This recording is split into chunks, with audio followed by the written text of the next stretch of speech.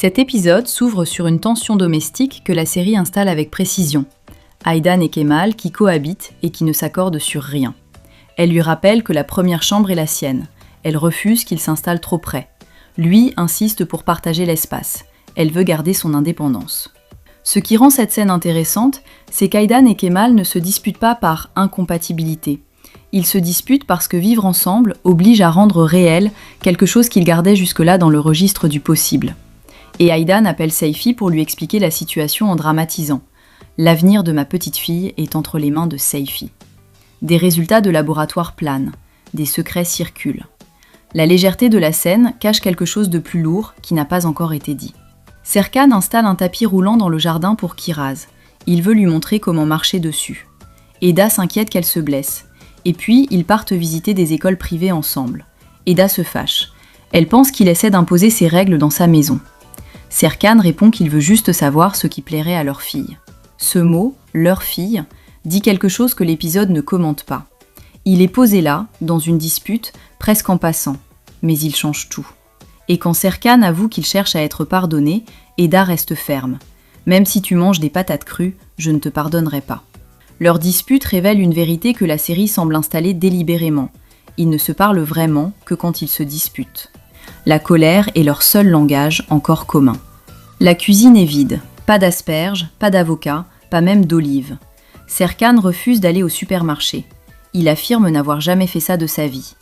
Il tente de payer quelqu'un pour faire les courses à sa place. Et puis, il finit quand même par y aller. Et c'est un désastre magnifique.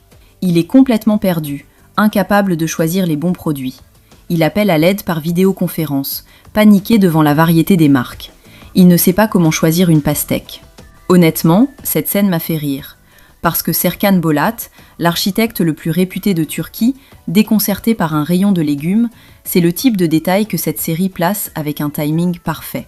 La célébrité ne prépare pas à choisir une pastèque. Et puis, la pastèque. Serkan explique à Eda qu'il ne faut pas se fier au bruit quand on la frappe, mais à la vibration. Une pastèque mûre sait parler. Il la coupe. Elle est délicieuse. Ce moment donne plutôt l'impression d'un homme qui cherche à montrer qu'il sait des choses, pas les grandes choses, les petites. Comment choisir une pastèque?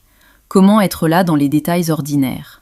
Et Eda qui le regarde faire, sans vraiment céder, sans vraiment sourire, mais sans partir non plus, laisse percevoir quelque chose qui ressemble à une attention malgré elle.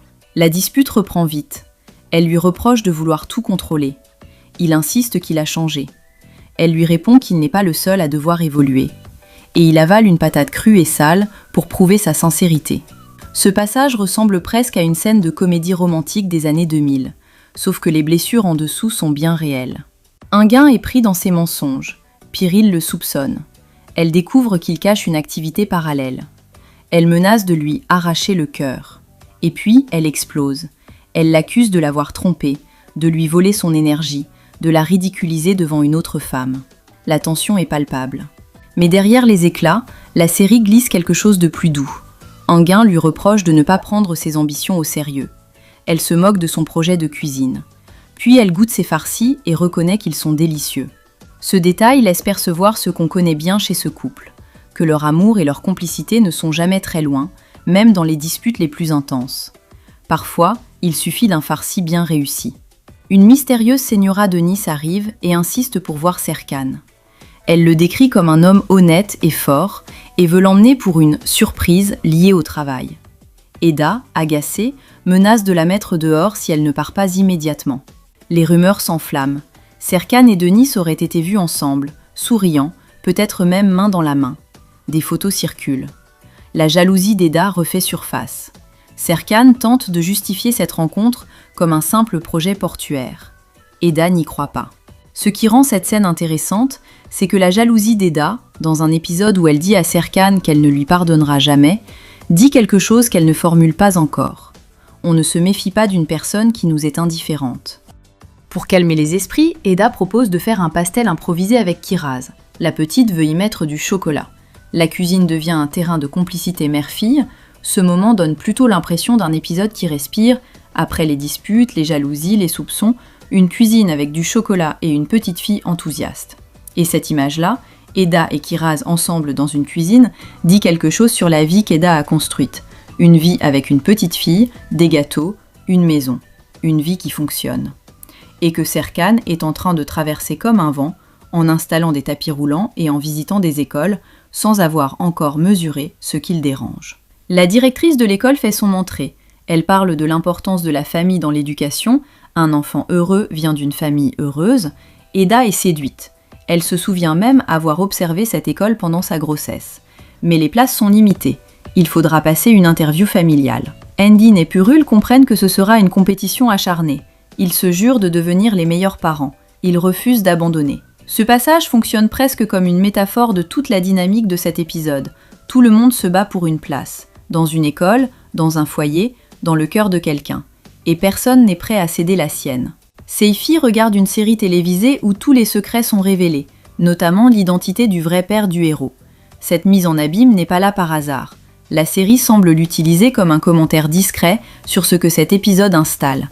Des résultats de laboratoire non révélés, une petite fille dont le père est astronaute, selon elle-même, des secrets qui planent.